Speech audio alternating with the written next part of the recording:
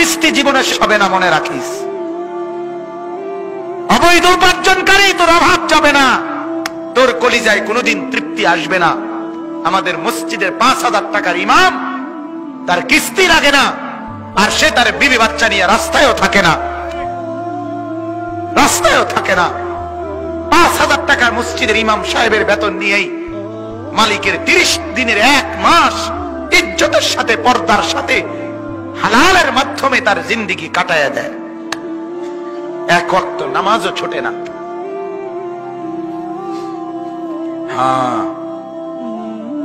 এজন্য আমার বাপ এটা ফিকির করেন, নিজেদের ছেলে, নিজেদের মেয়ে, তাদেরকে আপনি এমন পথে চালাবেন যে পথে তারা বৈধ উপার্জন করবে, বৈধ উপার্জন করবে। আমার এই বয়স আজ 15 বছর হয়, 15 বছর আমার আল্লাহ পাকের শুকর, মালিকের দয়ায়, আল্লাহর কথা, এই ওয়াজ মাহফিলে কিছু বলার তৌফিক আল্লাহ দিয়েছেন। আজ 15 বছর চলে। আমার মা এখনো আমার মা আমারে মাঝে মাঝে বলে, বাপ আনিস, চাইও কারো কাছ থেকে টাকা পয়সার জন্য কোনো মনোমালিন্য করো না। এই কথা আজও বলে।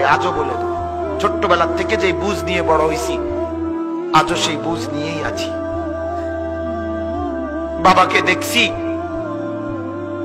বাবাকে দেখছি অভাবের সংসারে।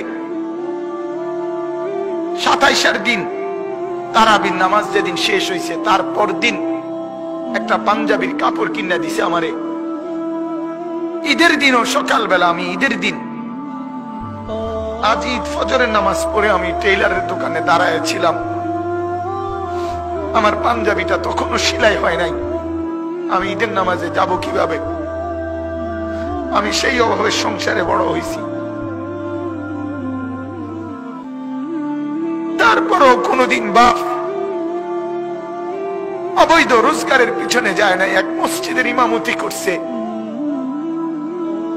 43 বছর। আব্বা এক মসজিদে নামাজ পড়াইছে, এক মসজিদে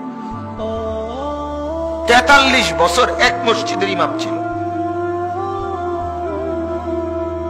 আমার বাপ। এটা বোঝা উচিত, নিজের সন্তানকে গুনাহের রোজগারের উপরে নামাই দিয়ে কেমনে সুখ আসবে? নিজের ঘরে হারামের, সুদের টাকা, ঘুষের টাকা, চুরির টাকা, ডাকাতির টাকা, ওজনে কম দিয়ে ঠকবাজি করে, প্রতারণা করে, মিথ্যা বলে, ধোঁকাবাজি করে, নেশার সামানা বিক্রি করে, মদের উপকরণ বিক্রি করে, জুয়ার সামগ্রী বিক্রি করে, মানুষকে ঠকাইয়া, প্রতারণা করে, মিথ্যা বলে যে টাকা আপনি ঘরে আনলেন, আপনি অনেক মানুষকে কষ্ট দিয়ে আপনার ঘরে সুখ আসবে কেমনে বলে?